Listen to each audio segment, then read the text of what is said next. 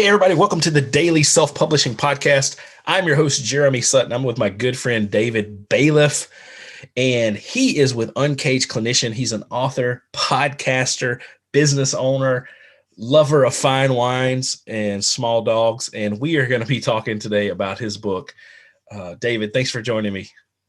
Brother Jeremy, it's always good to see you. And I tell you what, I didn't realize that my CV was so long, man. So I appreciate that introduction. But man, it's always good to see you, and I'm honored to be here as part of your podcast, man. Yeah, absolutely. Well, we're going to just get into a few quick questions here on part one, and then we'll jump into some more stuff later when I get you to come back. But, one of the things I'll ask you real quick is, why did you decide to write a book in the first place? Yeah, that's a great question, Jeremy. Honestly, it goes back to many years ago, several years ago, and you and I have talked about this before. But there was a time when, I wanted to write a book, and I was told that I didn't have anything to say. There's no, how was I going to write a book? I didn't have anything to say. But there was just, for a number of years, there was something inside of me that I felt compelled to write a book. It just seemed like a cool thing to do, to be honest with you. Not everybody publishes a book.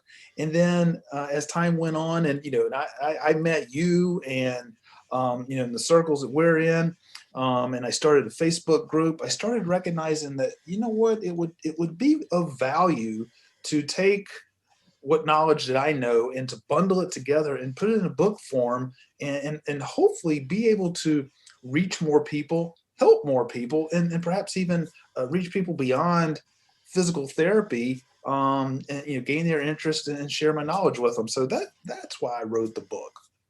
Yeah, I love it, man. I love, obviously you had, years of experience and things to offer. And so, what better way than to put it in a book to send to people and be able to give it to them. So I love that. What do you think was the hardest part of that process? Oh man, hands down is getting started. That was the hardest part, getting started. And two things, getting started, but number one, overcoming self-doubt, that belief, the limiting belief that I wasn't sure that I was going to have enough to say to write a book. I had an idea for the book, but I kept thinking like, all right, yeah, I can write a book, and the book's going to be about 3 pages long. And I didn't think I'd have enough material. But sitting down, when I sat down to write the book, I just would think like, okay, what do I want to talk about here in this chapter?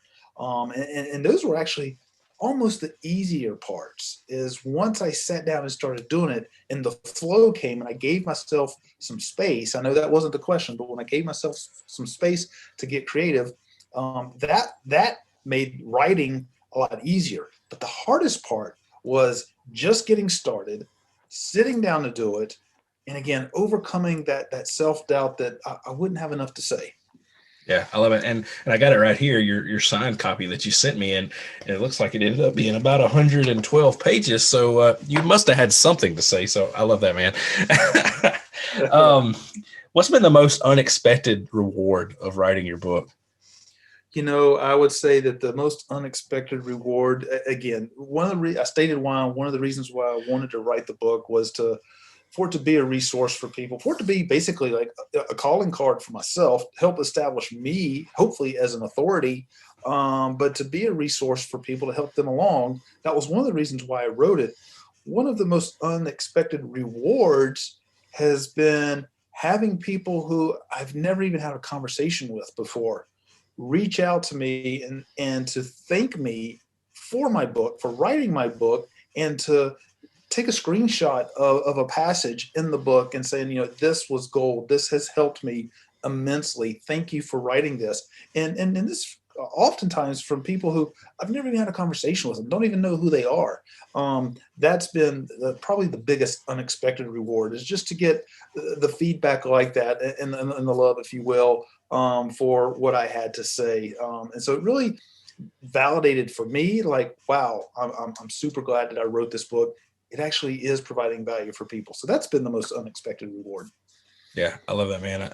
It's funny how sometimes we don't think we can give anything to anybody. Like, who would want to listen to me? But then you do something, and like, say, people are like, "Hey, David Bayliff, I got your book right here, and it's great. I love what you said on part 2 about if you ain't first, you're last," or whatever it is. So awesome, David. I love when somebody, sends me a quote from a book, and I'm like, "Who wrote that?" And they're like, "You did in your book." I'm like, "I wrote that. Well, that's pretty daggum good. I can't believe I wrote that." So.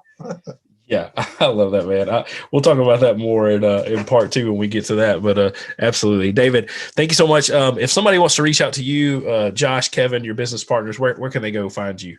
Yeah, absolutely. You know what? Probably the best way, easiest way is just reach out to me directly on Facebook. You can send me a private message through Facebook, would be great. But that's probably the easiest way. If you're on Facebook, just look up David Bayliff on Facebook, and that's the best way.